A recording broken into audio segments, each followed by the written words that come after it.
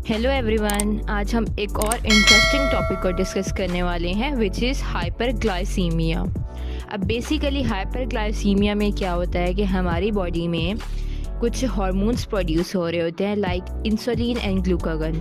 ठीक है, ग्लूकागन का बेसिकली क्या काम होता है कि ब्लड के अंदर ग्लूकोज लेवल को बढ़ाना। ठीक है, जो इंसुलिन होता है ना, उसका क्या काम होता है कि वो ब्लड के अंदर ग्लूकोज लेवल को मेंटेन करता है।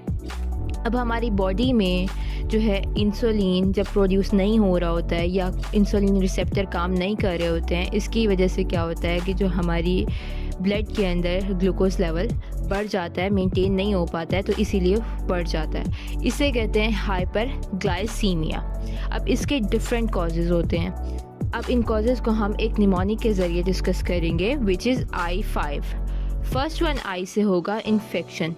किसी भी इन्फेक्शन की वजह से ब्लड के अंदर शुगर लेवल बढ़ सकता है। देन सेकंड वन आई से इस्कीमिया। इस्कीमिया कहते हैं कि जब हमारी बॉडी में कुछ ऑर्गन्स को प्रॉपरली ब्लड सप्लाई नहीं हो रहा होता है, इसे कहते हैं इस्कीमिया। इसकी वजह से भी चांसेस हैं कि हमारे ब्लड के अंदर ग्लूकोज लेवल बढ़ जाए। And the third one I से इन्फ्लेमेशन।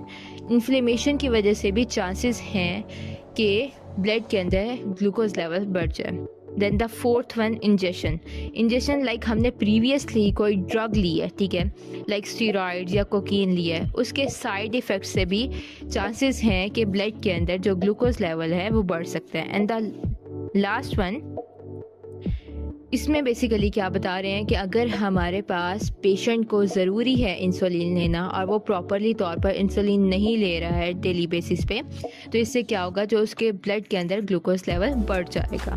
अब हमने कॉजेज़ को डिस्कस कर दिया, देन हम मूव करेंगे साइंस एंड सिम्टम्स की तरफ। ठीक है, साइंस एंड सिम्टम्स को भी हम एक निमोनिक के ज़रिए देखेंगे विच इज़ वाटर।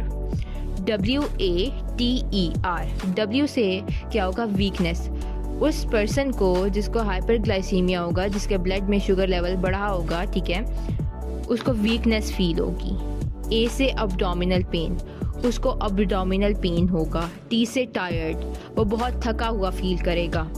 E से एक्स्ट्रा थर्स्टी, उसे बहुत ज़्यादा प्यास लगेगी। R से रियली हॉट, लाइक उसकी बॉडी से एक्स्ट्रा स्वेटिंग हो रही होगी। अब हम इसको कैसे डायग्नोस करेंगे, इसको हम देखते हैं। सबसे पहले तो डॉक्टर जो है वो फिज़िकली एग्जामिन करेगा पेशेंट को। देन उसके बाद कुछ ब्लड टेस्ट करवाएगा जिसमें FBG टेस्ट और हीमोग्लोबिन A1C टेस्ट आते हैं। FBG टेस्ट कहते हैं फास्टिंग ब्लड ग्लूकोज टेस्ट। ये एक टेस्ट होता है जो हम पेशेंट को करवाते हैं और उसको कहते हैं कि वो करवाने से पहले 8 आवर्स पहले उसे कह देते हैं कि वो कोई चीज़ खा पी नहीं सकता। ठीक है, ना वो कुछ खा सकता है और ना कुछ पी सकता है सिवाय पानी के, जस्ट वो वाटर का यूज़ कर सकता है। ठीक है, इसमें भी हम जो ब्लड के अंदर जो शुगर लेवल है उसको चेक करते हैं।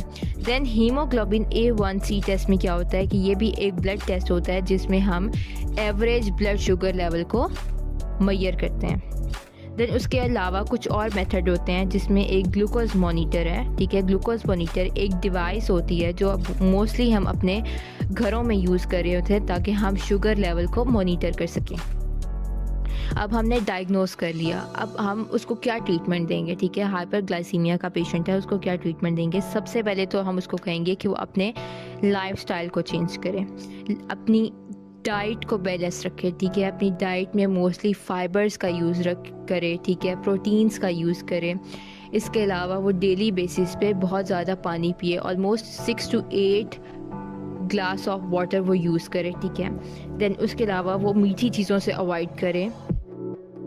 डेली बेसिस पे अपने ब्लड शुगर लेवल को चेक करता रहे, अपने स्ट्रेस को मेंटेन रखे। ठीक है, मैनेज करें अपने स्ट्रेस कोई ना ले। एंड देन उसके अलावा अगर हम उसको इंसुलिन दे सकते हैं, ठीक है, इंसुलिन सप्लीमेंट्स दे सकते हैं। इसके अलावा हम उसको कुछ मेडिकेशन भी दे सकते हैं जिसमें मेटफॉर्मिन आता है। आई होप सो आप सबको समझ आ गई होगी।